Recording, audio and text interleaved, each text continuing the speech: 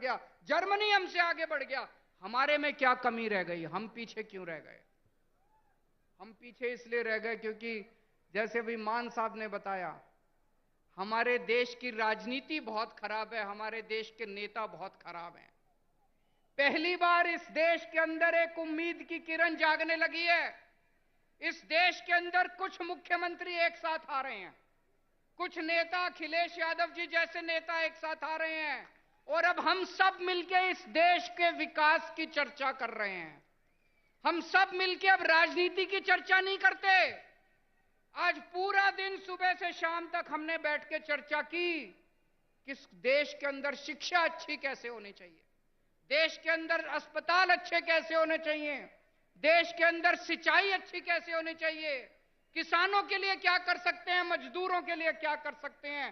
देश के कुछ मुख्यमंत्री इकट्ठे होकर ये करने लगे। हम एक दूसरे से सीखना चाहिए हम लोगों को। मुझे याद है बचपन में जब मैं 10वीं क्लास में पढ़ता था, उस टाइम से हम सुन रहे हैं केरला में स्कूल बहुत अच्छे हैं, केरला में अस्पताल बहुत अच्छे हैं। उस टाइम से सुन रहे हैं। अगर केरला में स्कूल, हॉस्पिटल अच्छे हैं तो अभी तक बाकी देश में क्यों नहीं हुए? अभी तक हो जाने चाहिए थे बाकी देश में भी, क्यों नहीं हुए अभी तक बाकी देश में? हम सारे आपस में लड़ते रहते हैं, हम सारे पार्टियां आपस में लड़ते रहते हैं, सारे नेता आपस में लड़ते रहते हैं। आज मुझे बड़े दुख के साथ कहना पड़ रहा है,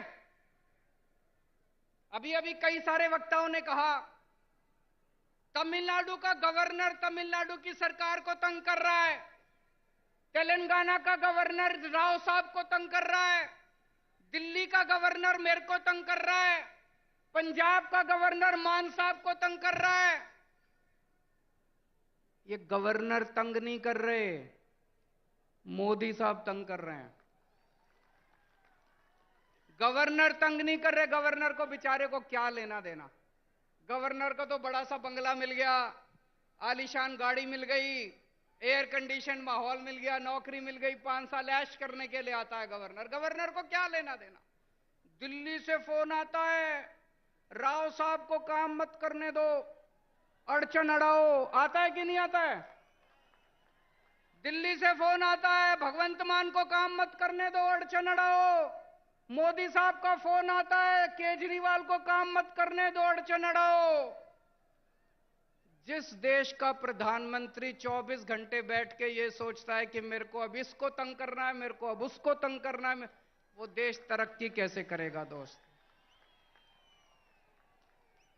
आप में से कौन कौन बेरोजगार है? जरा हाथ खड़े करें जो जो बेरोजगार है, जो जो अनएम्प्लॉयड है।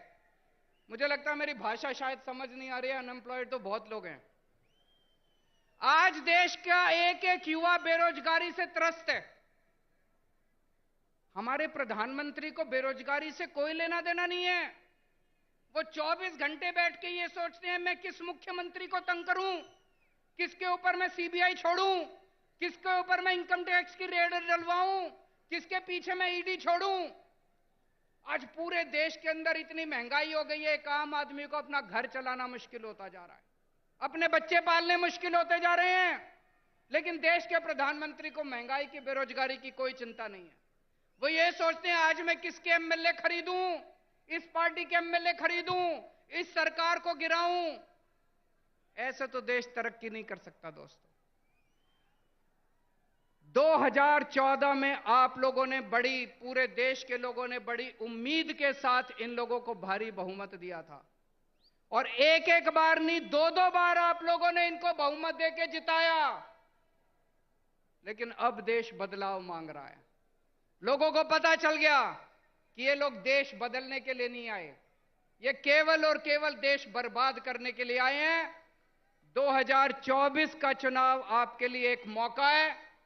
अब 10 साल हो गए, और कितना इंतजार करेंगे? 2024 के अंदर सारे देश को मिलके इनको उखाड़ फेंकना है, और ऐसी सरकार लेके आनी है जो देश के बारे में सोचे, बेरोजगारी के बारे में सोचे, महंगाई के बारे में सोचे, आपके बच्चों की शिक्षा के बारे में सोचे, आपके परिवार का इलाज कराने के बारे में सोचे, देश की तरक्की करने के लिए सोचे, ना कि लोगों से बदला लेने के लिए सोचे। दोस्तों बहुत बहुत शुक्रिया। ఇప్పుడు